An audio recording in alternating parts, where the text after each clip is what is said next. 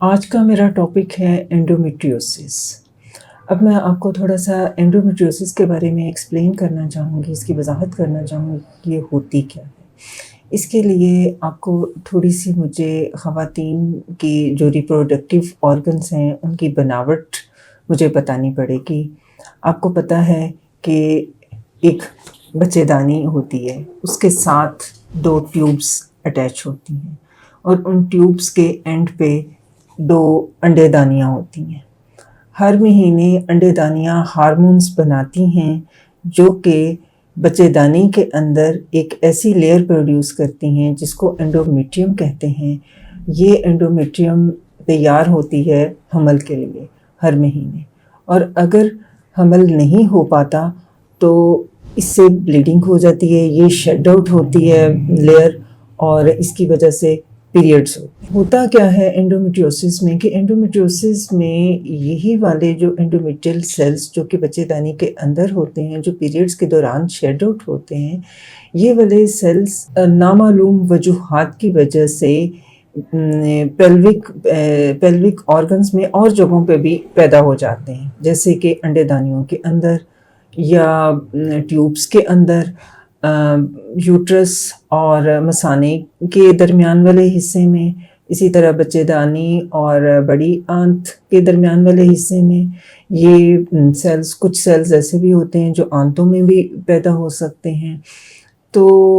یہ جب sales different اور جگہوں پہ ہوں گے، اور جب بھی ہر مہینے انڈے دانیاں ہارمونز بناتی ہیں، تو ہر جگہ پہ جہاں بچے دانی کے اندر انڈومیٹریل سیلز گرو کرتے ہیں، وہاں پہ ان ساری جو پیریفرل جگہ ہوتی ہیں، جو اب نارمل پلیسز ہوتی ہیں، جہاں جہاں پہ یہ سیلز ہوتے ہیں، وہاں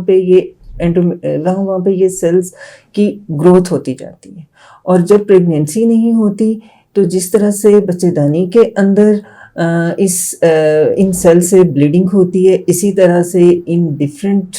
جگہوں پہ جو انڈومیٹریل سیلز ہوتے ہیں ان سے بھی بلیڈنگ ہوتی ہے، اور اس کی وجہ سے پھر یہ سسٹس بن جاتی ہیں۔ اور یہ جو پیریڈز کا بلڈ ہے یہ بہت ٹاکسک ہوتا ہے۔ یہ ان ایب نارمل پلیسز میں پیریڈز کا بلڈ جمع ہوتا ہے، تو اس کی وجہ سے سسٹ بنتی ہیں جن کو چاکلیٹ سسٹ کہتے ہیں، اور اس کی وجہ سے اس کے بلڈ کے ٹاکسک ہونے کی وجہ سے انفلیمیشن ہوتی ہے، انفیکشن ہوتا ہے، چیزیں آپس میں جڑنا شروع ہو جاتی ہیں۔ اس کی وجہ سے مریض کو خاصی مشکلات، سمٹمز ہوتے ہیں، تکلیف ہوتی ہے۔ اس کی اگر دیکھا جائے اس کی وجوہات کو، تو اس کی کوئی خاص وجہ معلوم نہیں ہو سکی، سوائے اس کے کہ اس میں سسپیکٹ کرتے ہیں کہ ریٹروگریڈ مینسچوریشن، یعنی کہ کسی بھی وجہ سے پیریڈز کا بلڈ جو ہے وہ اوپر کی طرف اس کا فلو ہوتا ہے، یعنی کہ بچے دانی سے ٹیوبس کے ذریعے پیلوک کیوٹی کے اندر جاتا ہے، جس کی وجہ سے ان جگہوں پہ انڈومیٹریل ٹیشو کی گروتھ ہوتی ہے۔ یا یہ بھی ہو سکتا ہے کہ شاید جینیٹیکلی یہ سیلز ان خواتین میں ادھر موجود ہوتے ہوں جو کہ جب پیریڈز کی ایج آتی ہے اور پیریڈز آنا شروع ہوتے ہیں تو وہ گرو کرنا شروع ہو جاتے ہیں۔ اس میں فیملی ہسٹری میٹر کرتی ہے کہ جن بچیوں کو ہوتی ہیں ان کی ماؤں کو، ان کی دادیوں کو بھی انڈومیٹریوسس کی ہسٹری ہو سکتی ہے۔ بہرحال اگر ارلی ایج میں پریگنینسی ہو تو اس کے کم چانسز ہوتے ہیں، جن خواتین کے بچے زیادہ ہوتے ہیں ان میں بھی کم چانسز ہوتے ہیں۔ اگر پریگنینسی ڈیلے کی جائے تو اس کے چانسز زیادہ ہو جاتے ہیں، اور اگر کچھ خواتین ایسی ہوتی ہیں جن کو ارلی ایج میں پیریڈ سٹارٹ ہو جاتے ہیں تو ان میں بھی ہونے کے چانسز ہوتے ہیں۔ اگر اس کے سمٹمز یعنی کہ پیشنٹ کو اس کی وجہ سے جو تکلیف ہوتی ہے، کمپلینٹس ہوتی ہیں، ان کا ذکر کیا جائے تو اس میں سب سے مین سمٹم جو ہوتا ہے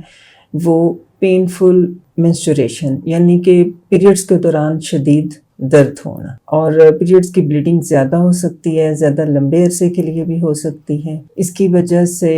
یورینری سمٹمز، اگر سم ٹائمز یہ انڈومیٹریوسس بلیڈر کے اندر بھی ہو سکتی ہے، مثانے میں اندر ہوئے گی تو ڈیورنگ پیریڈز یورین میں بھی بلڈ آ سکتا ہے۔ اسی طرح اگر آنتوں میں ہوگی تو پیریڈس کے دوران ان کو آنت سے بھی بلڈ آ سکتا ہے،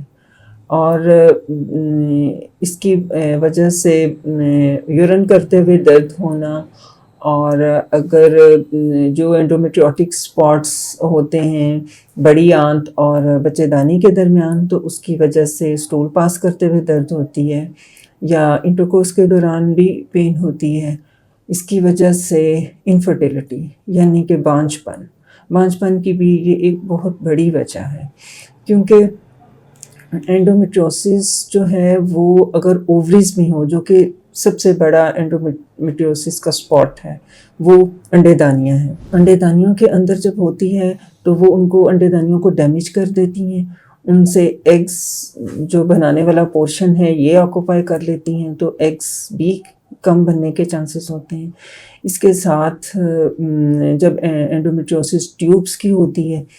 تو ٹیوبس کی جو نارمل موٹیلٹی ہوتی ہے وہ کم ہو جاتی ہے، اس میں بلاکیج ہو سکتی ہے۔ انڈومیٹریوسس جو ہے اس کی تشخیص کیسے کر سکتے ہیں؟ موسٹلی مریض کی کلینکل پکچر، مریض کے سمٹم سے ہی پتہ چل جاتی ہے۔ بہرحال الٹرا ساؤنڈ کرنے سے جو انڈومیٹریوٹک سسٹ ہیں وہ پتہ چل سکتی ہیں۔ سم ٹائمز جب آپ کی بیماری انیشل سٹیج پہ ہوتی ہے، جب انڈومیٹریوٹک اسپاٹ جو ہیں وہ بڑی آنت اور بچے دانی کے درمیان یا مثانے اور بچے دانی کے درمیان ہوتے ہیں، اور تو اس کیس میں یہ بھی ہو سکتا ہے کہ الٹرا ساؤنڈ پہ یہ چیزیں نہ نظر آئیں۔ گولڈ سٹینڈرڈ اس کے لیے لیپروسکوپی ہی ہے۔ لیپروسکوپی اس کی ڈائگنوسس کے لیے بھی اور اس کی ٹریٹمنٹ کے لیے بھی۔ MRI بھی ہم کر سکتے ہیں، لیکن گولڈ سٹینڈرڈ لیپروسکوپی ہی ہے۔ انڈومیٹریوسس کا علاج ہم دیکھیں تو اس کی جو علاج ہے وہ پیریڈز کو روکنا ہے۔ بیسیکلی پیریڈز کو روکنے سے ہی اس کا علاج ممکن ہے۔ کوشش یہ کرتے ہیں کہ مریض کو جو اس کی وجہ سے تکلیف ہے، اگر کسی کو پینفل پیریڈز ہیں تو ان کو painkiller, simple painkillers دیے جائیں، یا بلیڈنگ کو کنٹرول کرنے کے لیے اورل کانٹراسیپٹیو پلس وغیرہ سے اگر کنٹرول ہو جائے تو دیا جائے۔ اس کے لیے GnRH انالاگس یا انٹیگونسٹ دیے جاتے ہیں پیریڈز کو روکنے کے لیے۔ بہرحال پیریڈز کو اگر لمبے عرصے کے لیے روکنا ہو تو اس کے لیے ڈائنوجسٹ جو کہ اینٹی پروجسٹوجن ہے، اس کو زیادہ لمبے عرصے کے لیے ہم دے سکتے ہیں، جس کی وجہ سے پیریڈز جو ہیں وہ لائٹ بھی ہو سکتے ہیں اور رک بھی سکتے ہیں، اور ان کے کوئی خاص سائیڈ افیکٹس بھی نہیں ہیں۔ GnRH انالاگ اور انٹیگونسٹ جو ہیں وہ 3 to 6 months کے لیے صرف دے سکتے ہیں، لیکن اینٹی پروجسٹوجنس جو ہیں یہ ہم زیادہ لمبے عرصے کے لیے دے سکتے ہیں، ان کے کوئی خاص سائیڈ افیکٹس بھی نہیں ہیں۔ اور اب جو مین اس کی ٹریٹمنٹ ہے، اگر مریض سے یہ سمپل ریمیڈیز پین کلر سے اور میڈیکل ٹریٹمنٹ جو ہے وہ بالکل فیل ہو جائے تو پھر ہمیں سرجری کرنی پڑتی ہے۔ ہم حد الوسع کوشش کرتے ہیں کہ سرجری نہ ہی کرنی پڑے، اور اس کے لیے ہم نے یہ دیکھنا ہوتا ہے کہ مریض میرڈ ہے، ان میرڈ ہے، وہ پریگنینسی چاہتی ہے یا نہیں چاہتی۔ اگر تو مریض پریگنینسی چاہتی ہوں اور ان کی ڈیزیز اتنی نہ بھی پھیلی ہوئی ہو تو ہم کوشش کرتے ہیں کہ ان کو پریگنینسی کے لیے دوائیاں دی جائیں تاکہ ان کے ایگز بنیں اور اس کے ساتھ پریگنینسی ہو جائے۔ لیکن اگر پریگنینسی نہ ہو سکے، ٹیوبس میں پرابلم آ رہا ہو، تو پھر یہ پریگنینسی IVF سے ہی ممکن ہوگی۔ تو جب بھی ہم لیپروسکوپی کریں گے، اور لیپروسکوپی کے ذریعے جو اووری کے اندر انڈومیٹریوماز ہیں ان کو ریموو کرنا ہو، تو اس سے پہلے اگر مریض ان میرڈ ہے تو ان کے ایگز، پہلے ایگ زیادہ بنانے والی دوائیاں دے کے ان کے ایگز فریز کریں گے، اور اگر مریض میرڈ ہے تو پھر ان کے ایمبریو فریز کر لیتے ہیں، کیونکہ یہ بھی ہو سکتا ہے کہ جب ہم سرجری کریں تو اس دوران انڈے دانیاں ڈیمیج ہو جائیں اور وہ اچھی کوالٹی کے ایگز دوبارہ نہ بنا پائیں۔ پریگنینسی اگر ہو تو اس میں بھی پیریڈز مریض کے رک جاتے ہیں۔ اگر سرجری کے بعد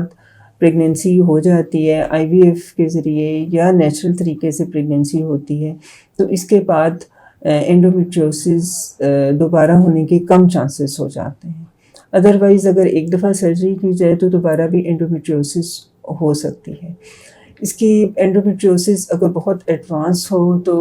آئی وی ایف کے تھرو ہی پریگنینسی کے زیادہ چانسز ہوتے ہیں، اور اس میں اگر پہلے سے سرجری سے پہلے سے ایگز کو فریز کیا ہو یا ایمبریو کو فریز کیا ہو تو وہ پھر آئی وی ایف میں یوٹیلائز ہو سکتے ہیں۔ میں امید ہے کہ میری اس ویڈیو سے آپ کو کافی انفارمیشن ملی ہوگی، اور آپ کا کوئی بھی اور اس کے حوالے سے سوال ہو تو آپ میرے کمنٹ باکس میں کر سکتے ہیں۔